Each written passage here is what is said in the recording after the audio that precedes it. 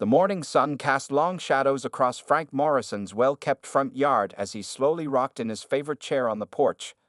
At 93 years old, his body might have grown weaker, but his mind remained as sharp as ever. His weathered hands, marked with age spots and old scars, gently held his morning coffee as he watched the quiet street of Cedar Grove come to life.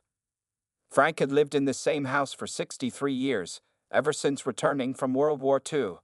The two-story white house with blue trim had been his sanctuary, a place where he had raised his family with his late wife Martha. Now, it was just him and his memories, along with his daily routines that kept him going. Every morning, like clockwork, Frank would wake up at 6 a.m. His military habits never left him, even after all these years. He would make his bed with perfect hospital corners, shower, shave, and put on a clean button-down shirt and pressed slacks. A veteran never loses his standards, he would often say to his grandson Tommy during his weekend visits. The neighborhood had always been peaceful. Most people knew Frank as the kind old veteran who maintained the most beautiful garden in town. His roses were especially famous, and local children would often stop by to admire the bright red blooms. Frank would sometimes tell them stories about how he used to grow vegetables in the same garden with Martha, teaching their children about patience and care. Today started like any other day, but something felt different in the air. Frank noticed a moving truck parking outside the old Johnson's garage across the street. The building had been empty for the past 2 years, ever since old Pete Johnson passed away.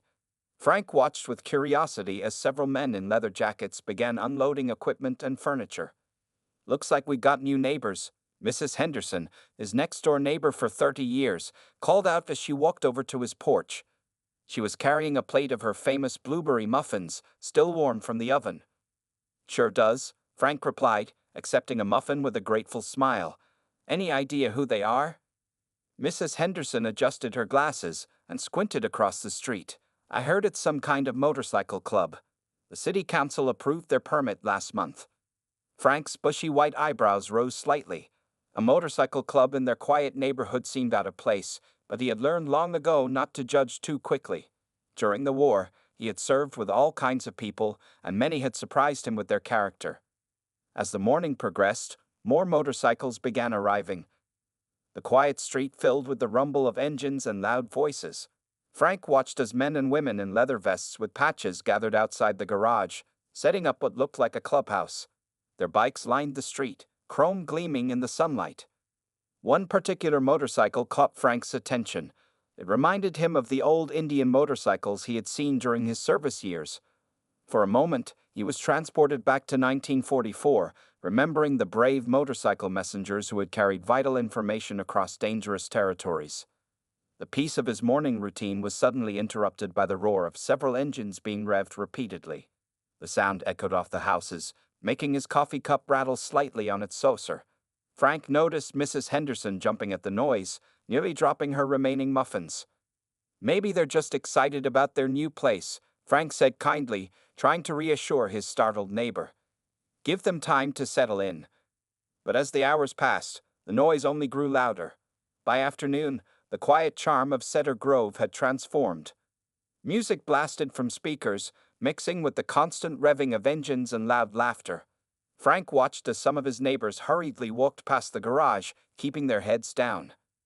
Sitting in his rocking chair, Frank felt a familiar sensation in his gut, the same one he used to get before important missions. Something told him this was just the beginning of a challenging situation. He had faced down tanks in Europe. Surely, he could handle whatever changes this motorcycle club might bring to his beloved neighborhood. As the sun began to set, Frank stood up slowly, his joints protesting the movement. He took one last look at the activity across the street before heading inside. Tomorrow would be another day, and Frank Morrison had learned through 93 years of life that every problem had a solution.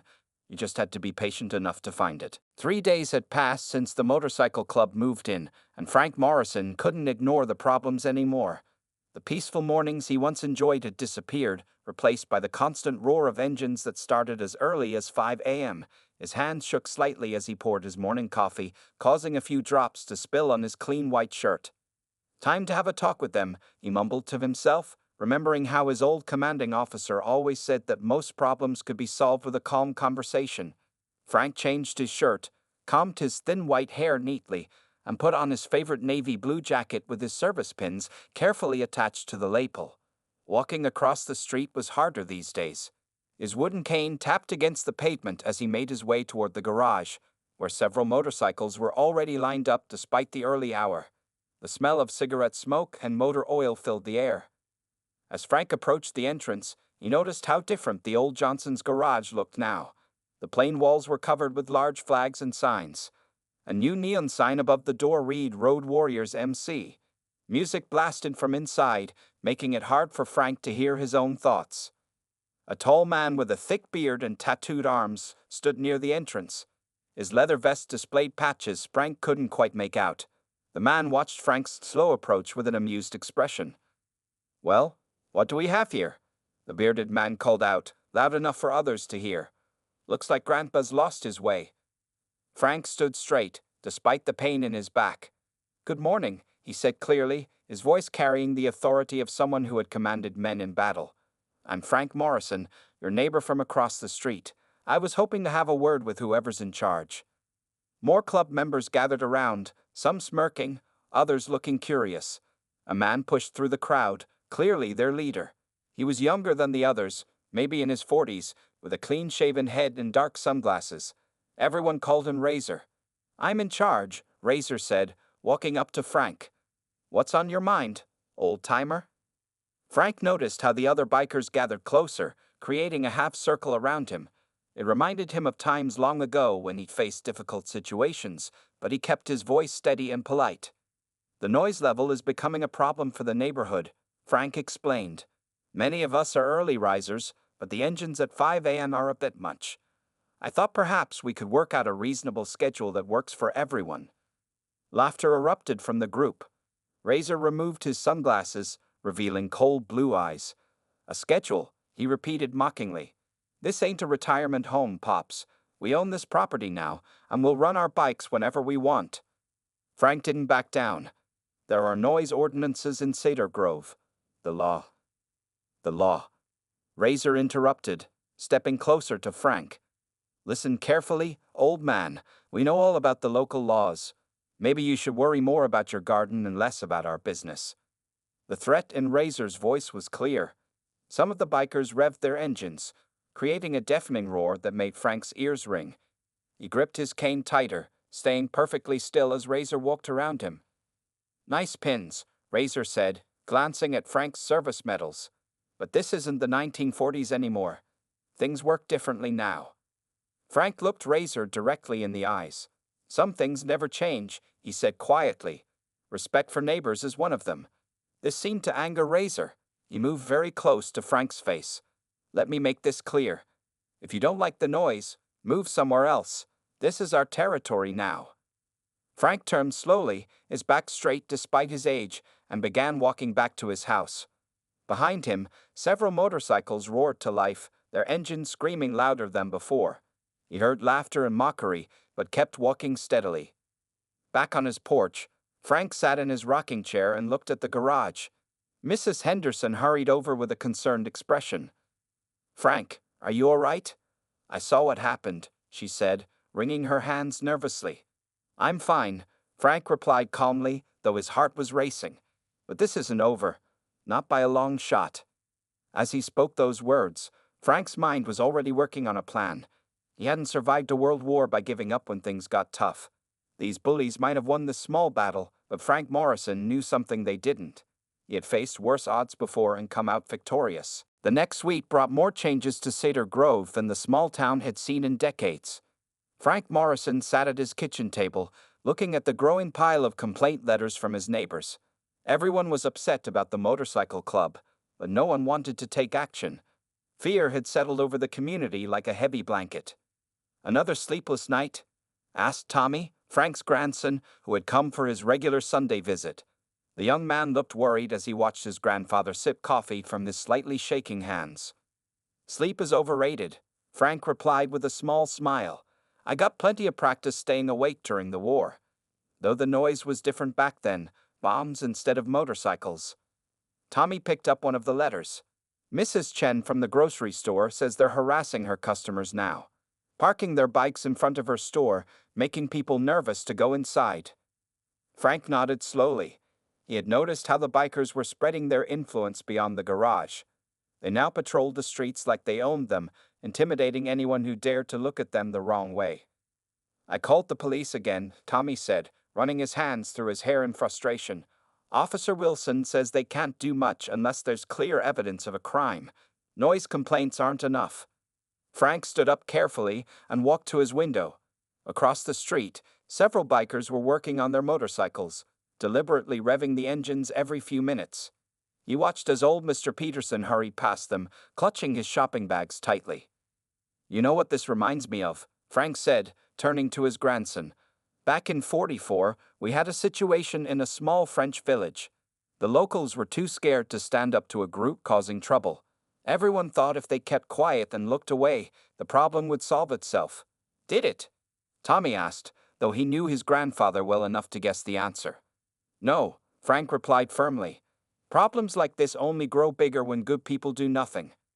Just then, they heard a loud crash outside. Frank and Tommy rushed to the porch as quickly as Frank's age would allow.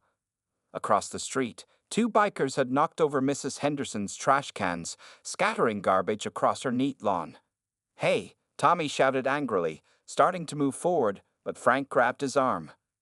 "Not like that," Frank said quietly. "That's exactly what they want. An excuse for more trouble." They watched as Mrs. Henderson peeked out her window but quickly drew her curtains closed when one of the bikers noticed her.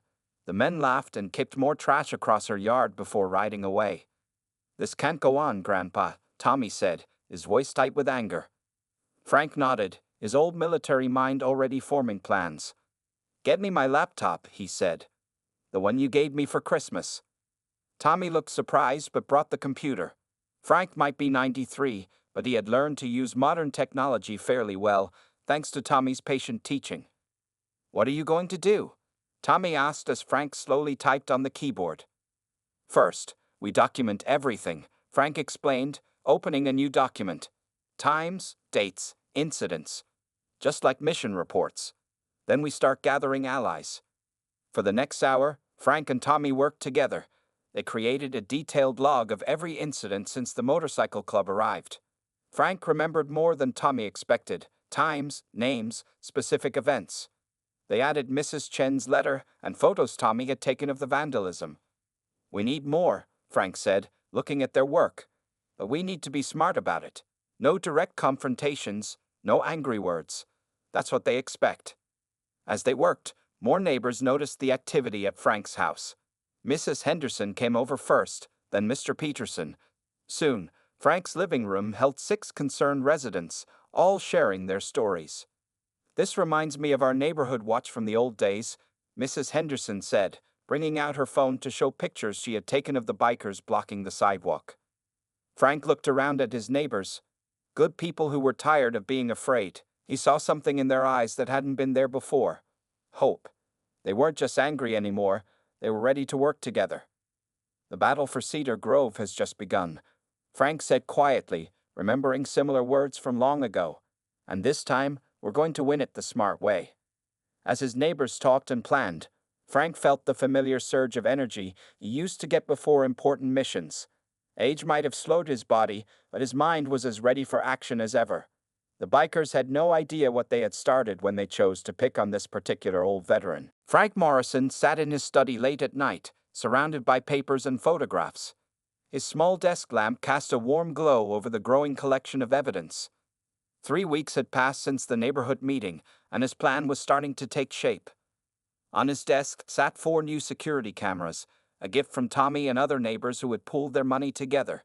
They weren't fancy, but they would do the job. Frank smiled as he remembered how his old sergeant used to say, "Good intel wins battles before they begin." A soft knock at his door made him look up. It was Mrs. Henderson, carrying her usual plate of cookies and a thick envelope. "More pictures from today," she said, putting the envelope on his desk. "That young man from the newspaper came by again. He's very interested in our story." Frank nodded, opening the envelope carefully. Inside were clear photos of bikers harassing customers outside Mrs. Chen's store. The newspaper reporter, Mike Santos, had been taking pictures secretly for a week now. "Did you see what they did to old Pete's memorial bench?" Mrs. Henderson asked, sitting down in the spare chair. The bikers had spray painted over the dedication plaque of the town's beloved mechanic. I saw, Frank replied, adding the new photos to his organized files. And our cameras caught everything. His desk now held evidence of 37 separate incidents: vandalism, harassment, noise violations, and illegal parking. Each one was carefully documented with dates, times, and witnesses. Frank had learned during the war that details mattered. Tommy came in through the back door, carrying his laptop. "Grandpa, you need to see this," he said excitedly. "Remember how you asked me to look into their business permit?" Frank and Mrs. Henderson watched as Tommy opened his computer. On the screen was a document showing that the motorcycle club's permit had several conditions they were violating. "Look here," Tommy pointed. "They were supposed to maintain certain noise levels and business hours. They're breaking at least 5 different rules." Frank smiled slightly. "Just like in chess," he said, "you have to know all the pieces on the board."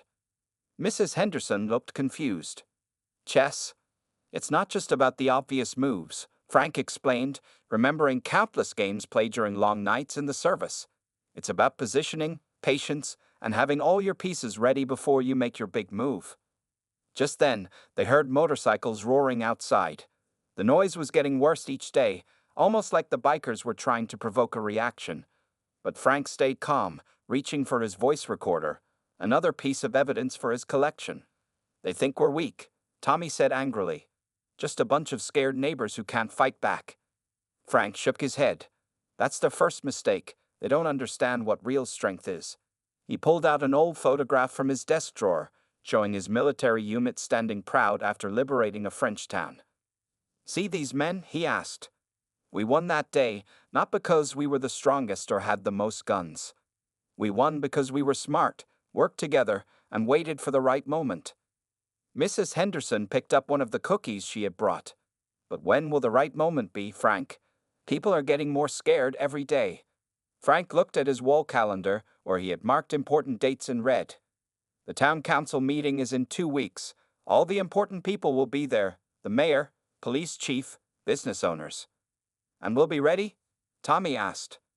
Frank patted his carefully organized files. "More than ready. We'll have everything we need to show exactly what's been happening in Cedar Grove." As if to emphasize his point, another round of motorcycle engines roared outside, even louder than before. But this time, instead of looking worried, Mrs. Henderson smiled. "They have no idea, do they?" she said, understanding Frank's plan. "All this noise, all this bullying, they're just giving us more evidence." Frank nodded, adding another note to his growing file. His hands might shake more than they used to, but his mind was as sharp as ever. Every roar of their engines, every act of vandalism, every scared neighbor, it was all becoming part of a bigger picture.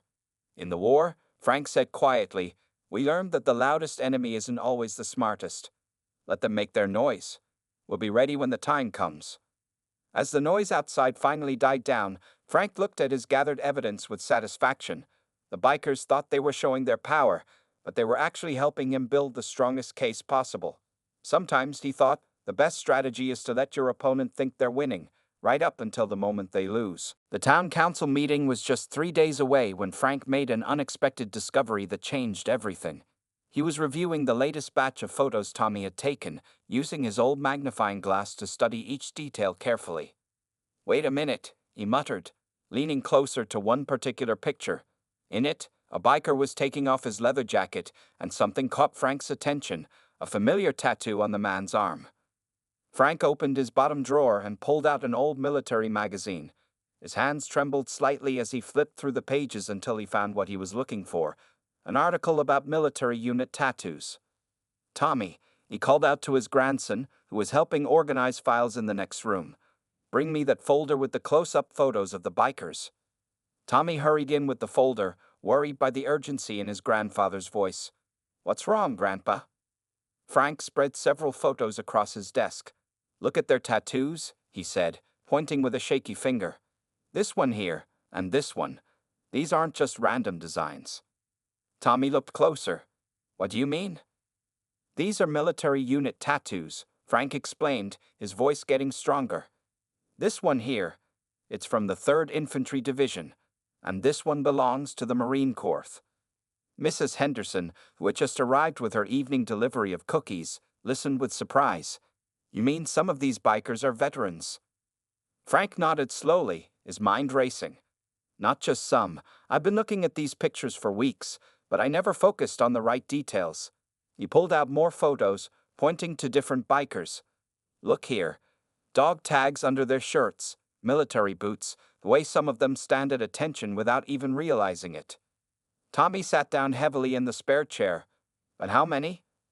Frank spent the next hour going through every photo they had.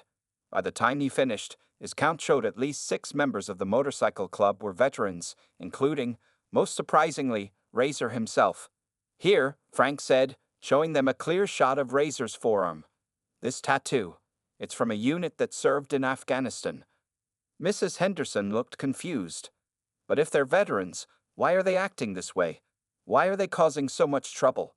Frank sat back in his chair, remembering his own difficult days after returning from war. Sometimes, he said quietly, when soldiers come home, they look for ways to feel that sense of brotherhood again. Sometimes they find it in the wrong places. Just then, they heard motorcycles pulling up outside the garage. Frank moved to his window and watched as Razor and several others got off their bikes. For the first time, he noticed how Razor checked his surroundings, just like a soldier would. The town council meeting is in 3 days, Tommy reminded him. We have all the evidence ready. We could shut them down. But Frank was deep in thought, his mind working on a completely new plan. No, he said finally, we need to try something else first. Mrs. Henderson looked worried. What do you mean? Frank turned to his filing cabinet and pulled out a different box, one he hadn't opened in years. Inside were his own military photographs, medals, and documents from the service. Before we go to the council, he said, I need to talk to Razor one more time. But this time, I'm going to speak his language. Tommy started to protest, but Frank held up his hand. In the war, we learned that not every battle needs to end in defeat for one side. Sometimes, the best victory is finding common ground. He picked up an old photograph of himself standing next to a motorcycle in his military uniform. These men aren't just troublemakers, he said quietly. They're lost soldiers looking for a mission. Maybe it's time we gave them one. Mrs. Henderson and Tommy watched as Frank began sorting through his military memorabilia. His hands were steady now, and his eyes had a determined look they hadn't seen in weeks. Tomorrow, Frank announced, we're going to try something different. Instead of fighting against them, we're going to remind them of who they really are. As the noise of motorcycles filled the evening air, Frank felt more confident than ever. He had been preparing for one kind of battle, but now he saw the possibility of a different kind of victory, one that could heal instead of hurt. The next morning, Frank Morrison woke up before sunrise. He spent an hour carefully setting up a display on his front lawn, something he hadn't done in years. Tommy and Mrs. Henderson helped him carry out his old military memorabilia, photographs, and medals. Are you sure about this, Grandpa? Tommy asked, helping Frank set up a folding table. What if they just laugh at all this? Frank adjusted his military photo album on the table. A soldier never forgets what the uniform means, he said, even if they pretend to. By 7 o'clock, Frank had created an impressive display. Photos showed young soldiers on motorcycles delivering messages during World War II. His own medals gleamed in the morning sun. A large banner read Veterans of Cedar Grove, then and now. The noise from across the street started right on schedule. Motorcycles roared to life as club members began arriving for their morning meeting. Frank sat calmly in his chair beside the display, wearing his old service jacket decorated with medals. Here they come, Mrs. Henderson whispered nervously. Razor and his group noticed the display as soon as they parked. Some laughed and pointed, but Frank saw Razor staring at one particular photograph, a black and white image of military motorcycle scouts from World War II. What's all this supposed to be? Razor called out, walking toward Frank's yard. His voice was loud, but Frank noticed he was looking closely at every item on display. Frank stood up slowly. Just sharing some history, he said calmly. Thought you might be interested in seeing where motorcycle riders like yourselves got their start in the military. More bikers gathered around, trying to look unimpressed but unable to hide their curiosity. Frank pointed to a photograph of young soldiers with their motorcycles. That's the Motor Transport Corps, he explained. We relied on brave men on motorcycles to deliver messages through enemy lines. They saved countless lives. One of the older bikers stepped closer. My uncle told me about those riders, he said quietly. Said they were some of the bravest men he knew.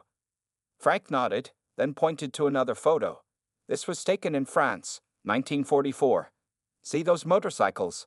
They could go places tanks couldn't reach. Every army unit knew the sound of those engines meant help was coming.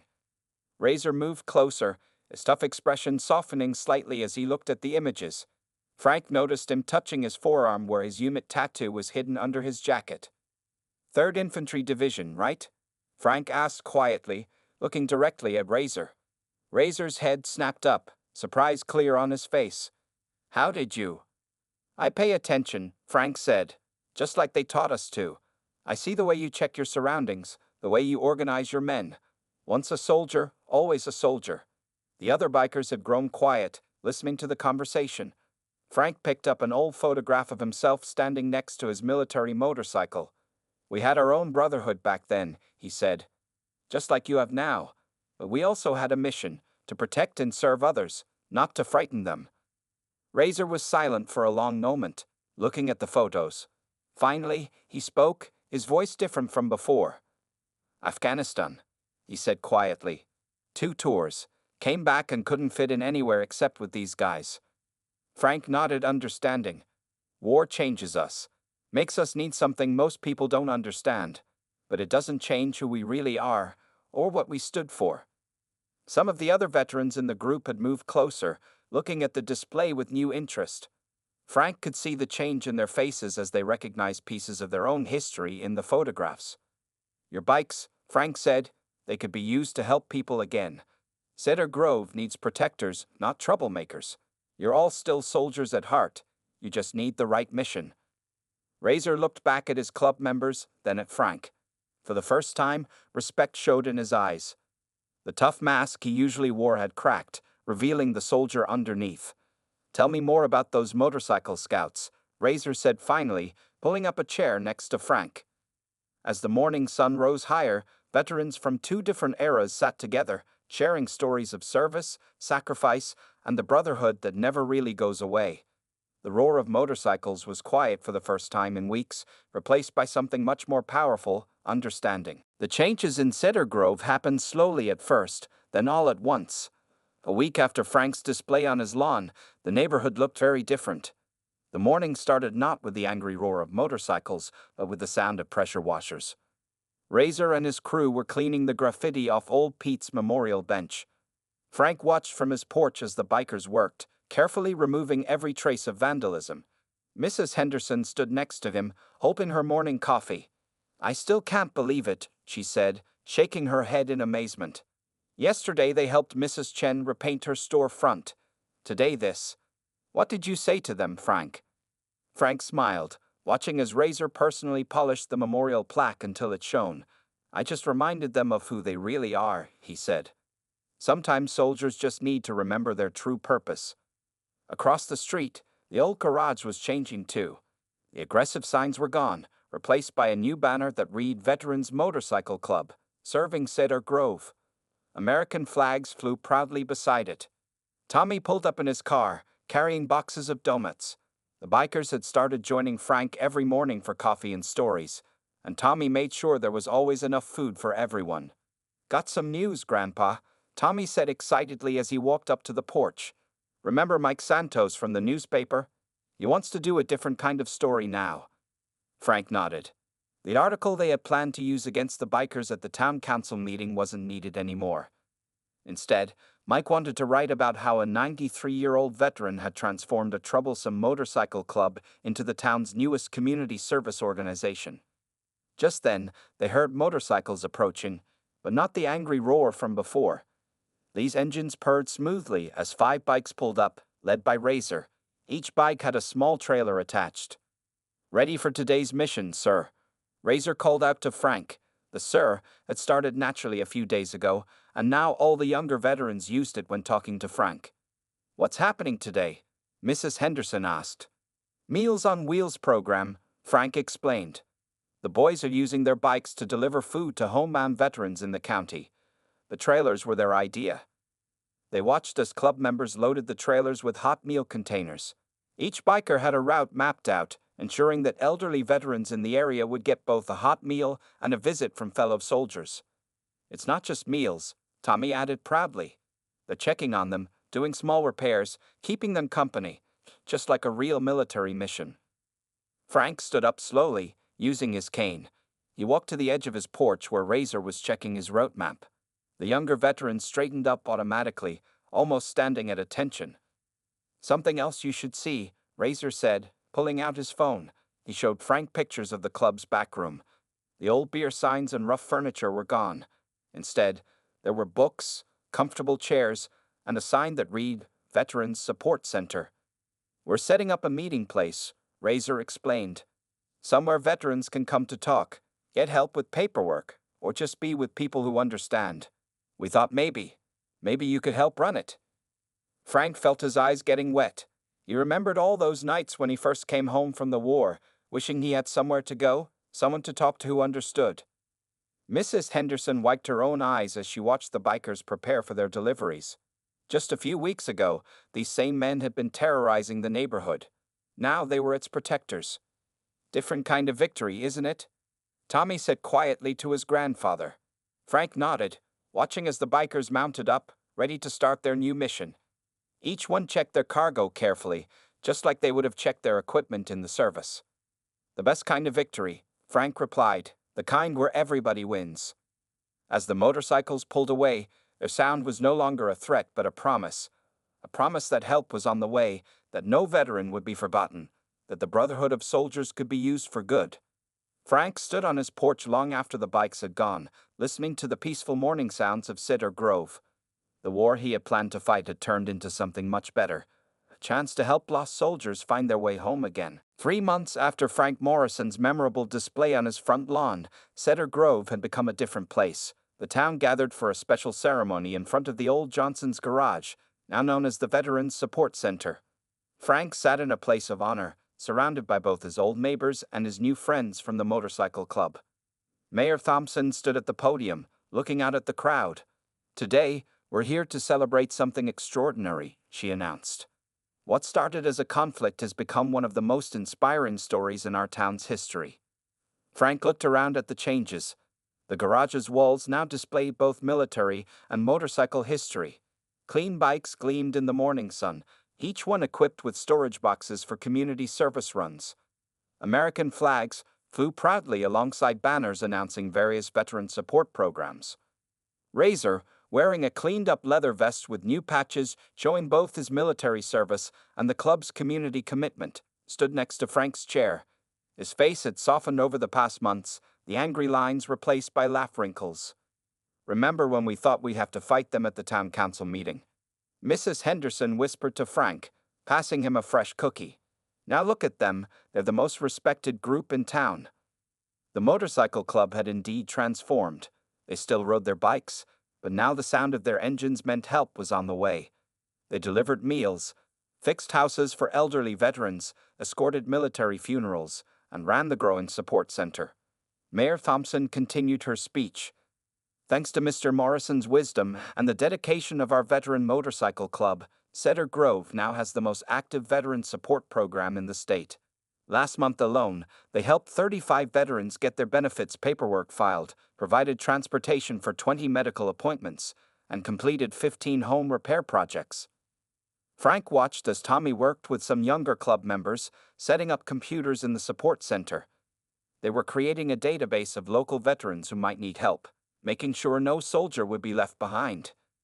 And now, the mayor announced, "I'd like to present this key to the city to both Frank Morrison and the Veterans Motorcycle Club, in recognition of their outstanding service to our community." Razor helped Frank stand, and together they walked to the podium. As Frank reached for the key, he remembered that tense morning months ago when he first confronted the bikers. How different things looked now. "Speech," someone called from the crowd. Others joined in, encouraging Frank to say a few words. Frank looked at the faces before him, neighbors who had once been afraid, bikers who had once been angry, all now united in purpose. He spoke slowly but clearly. In the war, he began, we learned that the greatest victories aren't always won through fighting. Sometimes, they're won by remembering who we really are and what we stand for. He turned to look at the motorcycle club members. These men reminded me that every veteran needs a mission. We just had to find the right one. Razor stepped forward, placing a hand on Frank's shoulder. And you reminded us what it means to serve with honor, he said. You could have tried to run us out of town. Instead, you helped us find our way back. The ceremony ended with a surprise. The club members unveiled a new sign above the garage entrance. Below, Veterans Support Center, they had added in gleaming letters. Frank Morrison Building. Hope you don't mind, sir, Razor said, grinning at Frank's surprised expression. Seemed right to name it after the man who turned us around. As people mingled after the ceremony, Frank sat in his usual spot watching it all. Mrs. Henderson's cookies were being shared around. Tommy was teaching older veterans how to use the new computers. Bikers in leather vests were discussing community projects with town council members. A young reporter approached Frank. Sir, what's next for the veterans program? Frank smiled, looking at the transformed garage that had once been a source of trouble. The mission continues, he said simply. There are still veterans out there who need help finding their way home. As if on cue, motorcycles started up, not in anger this time, but in preparation for the afternoon's meal deliveries. Frank watched them go, these soldiers who had found their purpose again, and felt the deep satisfaction of a mission well accomplished. Cedar Grove was at peace, and its guardians rode on two wheels, carrying hope instead of trouble, guided by the wisdom of a 93-year-old veteran who had shown them a better way to fight.